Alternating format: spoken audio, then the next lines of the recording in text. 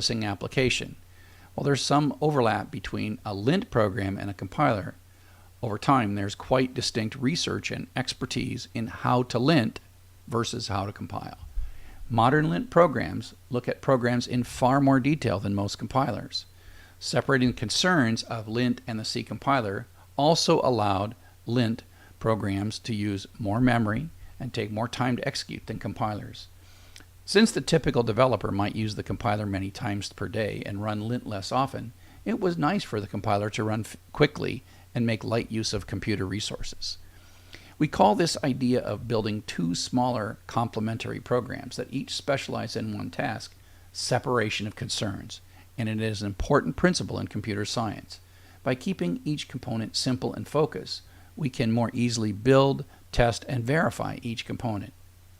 Unix and C showed the benefits of taking many small components approach to solve an overall set of problems. Back to Chapter 0. Finally, C, like any other language, has its blemishes. Some of the operators have the wrong precedence. Some of the syntax could be better. There are several versions of the language extant, differing in minor ways. Nonetheless, C has proven to be an extremely effective and expressive language for a wide variety of programming applications.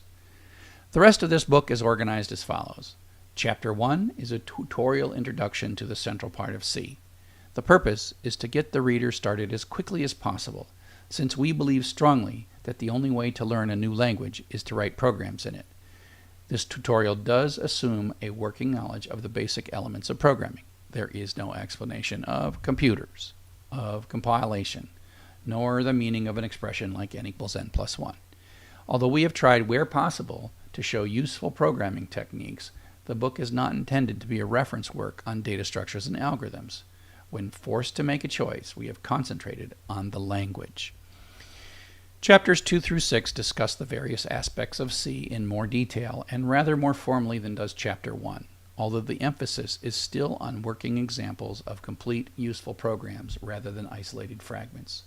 Chapter 2 deals with basic data types, operators, and expressions, and Chapter 3 treats control flow, if-else, while, for, etc.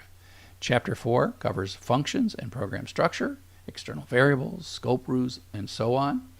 Chapter 5 discusses pointers and address arithmetic, and Chapter 6 contains the details of structures and unions. Chapter 7 describes the standard C I/O library, which provides a common interface to the operating system. This I/O library is supported on all machines that support C, so programs which use it for input, output, and other system functions can be moved from one system to another essentially without change. Chapter 8 describes the interface between C programs and the Unix operating system, concentrating on input-output, the file system, and portability. Although some of this chapter is Unix-specific, programmers who are not using a Unix system should still find useful material here, including some insight on how one version of the standard library is implemented and suggestions on achieving portable code. Appendix A contains the C reference manual. This is the official statement of the syntax and semantics of C, and, except for one owns compiler, the final arbiter of any ambiguities and omissions from earlier chapters. Since C is an evolving language that exists on a variety of systems, some of the material in this book may not correspond to the current state of developments for a particular system. We have tried to steer clear of such problems and warn of potential difficulties. When in doubt, however, we have chosen generally to describe the PDP-11 Unix system, since that is the environment of the majority of C programmers.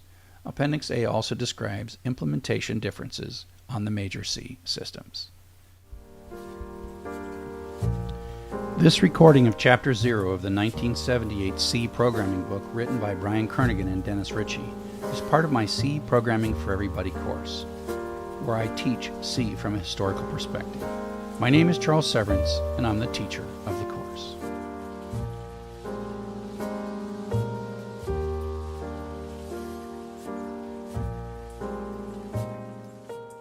Hello, and welcome to C Programming for Everybody. I'm Charles Severance, and I'm your professor for this course. In this lecture, we are going to do a very rapid translation from Python to C. So as I've shown you in our earlier lectures, C is kind of like the mother tongue of advanced programming languages. Python itself was written and still is written in C. And Python is deeply influenced by C, even though the syntax looks very different, right? And if you've taken all my other classes, you will have seen PHP, you'll have seen JavaScript, and to some degree even CSS takes some of its inspiration from the syntax of C. And so I'm not intending for this to be your first programming class. I intend for you to be an expert in Python. Well, not expert, but certainly I'm not going to tell you what an if statement is. I'm not going to tell you what a variable is. I'm going to just tell you how to use variables in C, and I'm going to tell you how to use if statements in C. And so that's why a solid foundation of Python, not wizard, but solid foundation of Python is essential. And frankly, I would rather that you learned a bit of PHP, some JavaScript, and all this other stuff before you come. I see that I think C programming is not the first class that you should take, but instead it is your gateway to the advanced work that you're going to do. And so I think C is very, very important. I just don't think it's your first programming class. So you might think Python and C are very different, although Python is written in C. Python has white space. That is part of its syntax. C, white space is ignored. I do like C better in that. Python is very object-oriented. If you read an article I wrote on Quora, you'll see I rank all my languages, and I put JavaScript and Python as the most object-oriented languages. Java is a little less object-oriented. And C is like the least un-object-oriented. C is not object-oriented at all. Python has wonderfully convenient data structures in the form of lists and dictionaries. PHP has arrays, and JavaScript has objects. All beautiful, beautiful stuff. They're very object-oriented structures. C does not. It's fast, it's efficient, it's powerful, it's got structs and pointers, and by golly, you will use them, and they're not convenient, but they are scorchingly fast. And by the time we're done with all this, we will see how to use structs and pointers to build lists and dictionaries. And that really is, we will follow down the path of building Python. So you'll see a common theme throughout this class of how Python achieves what it's trying to achieve by writing C. Python has automatic memory management to the point where if you've been a Python programmer, a PHP programmer, a Java programmer, or JavaScript programmer, you probably don't even know what memory management is. Well, you're going to by the end of this class. And by the end of this class, you're going to be able to see how Python automates memory management for you, right? Python is written in the 80s and C was written in the 70s. In many ways, I see Python as a convenience layer that was built on top of C. Just C programmers look at C, it's like, it's great, it's great, it's great. If we just had this layer of easiness on top of it, then things would be better. And so that's what Python is. Now, Python also introduced things like quite different syntax to make it indentation, required because they thought it was a good idea. So we could argue one way or the other. I mean, I'll tell you, when I'm writing a million lines of code, white space is not, to me, a good way to have syntax. So we're going to look at C through a Python lens, and we're going to learn by example. Now, most of the time, I tell you, don't copy and paste. Don't cheat. Don't look for solutions. This lecture is the exception to that rule. I've written this lecture as a Rosetta Stone. It's just a little tiny bit of connection to what you already know in Python to what you're going to do in C. And so I'm not intending at this point for you to build your own stuff based on reading a book. I actually just want you, and if I give you assignments to do these particular things, I really do want you to just watch this lecture, grab the PowerPoint, and feel free to cut and paste from my PowerPoint into my assignments. Because this is, I don't know if you've ever seen it, where the mama tiger is teaching a baby tiger how to hunt, and the mama tiger goes out and gets something or other and brings it back and puts it near the baby tiger and lets the baby tiger chase it. Well, that's kind of what I'm doing. I'm the mama tiger, and I'm giving you some C code, and I'm putting it right in front of you, and then I want you to take that C code and I want you to run it and play with it and understand it. So I'm not expecting in this lecture that you're going to derive it, that you're going to sort of somehow read the textbook, look at a problem, and solve the problem. That's later. That's absolutely later. So this is the beginning. This is trying to make connections, conceptual connections to the complex knowledge you have about Python to little places where you can hook things onto in C. And so the idea is to go through it quickly. So I do assign some of these as programming exercises. It's intended for me, my intent is that you'll watch the lectures and just work on the code at the same time. I'm not trying to test what you learned. I really want you to watch and listen and type. That's how we learn, right? You could cut and paste it, or you could type it, and you could type it one piece at a time.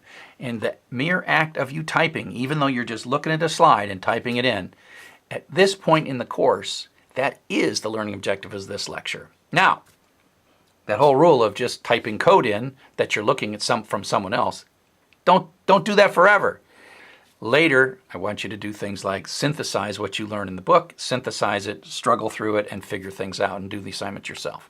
So don't go searching if you want to gain maximum benefit. If you're just in the biggest hurry of all, just go ahead and search. But please, if you want benefit from this class, don't cheat yourself.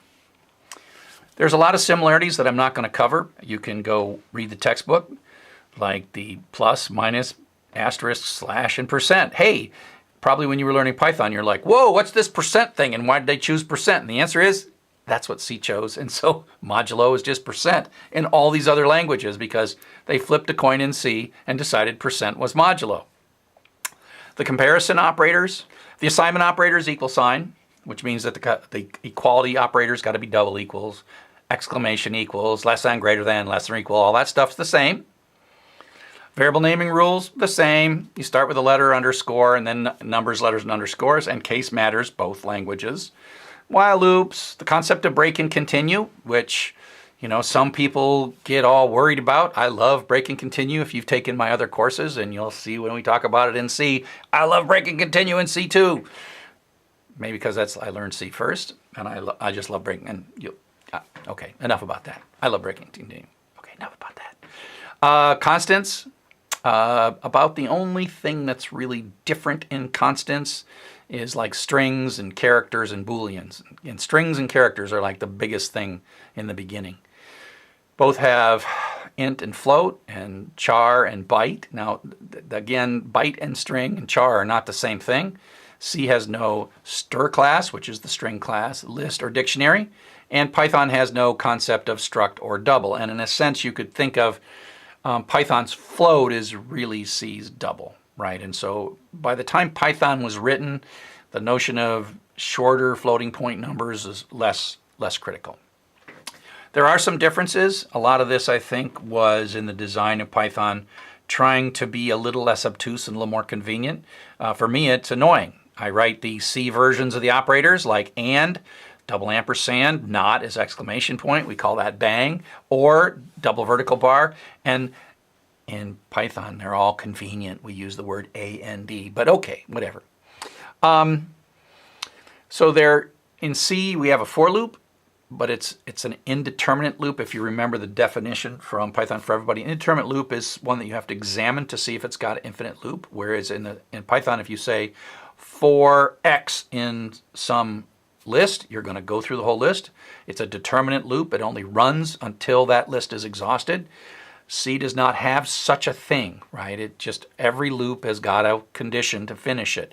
Now we write loops like for I equals 1 to 100 or 0 to 99.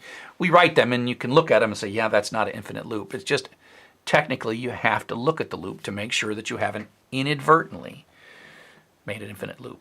There's no predefined true and false. I find this really like, wow, couldn't they got EOF, capital EOF for end of file in C. None and null are similar concepts, but quite different. None in Python is its own type. Null is the number 0. That's cast to be a pointer to nothing. And so none is like specially marked empty. Null is a 0. We'll get there. We'll get there. Strings and character array.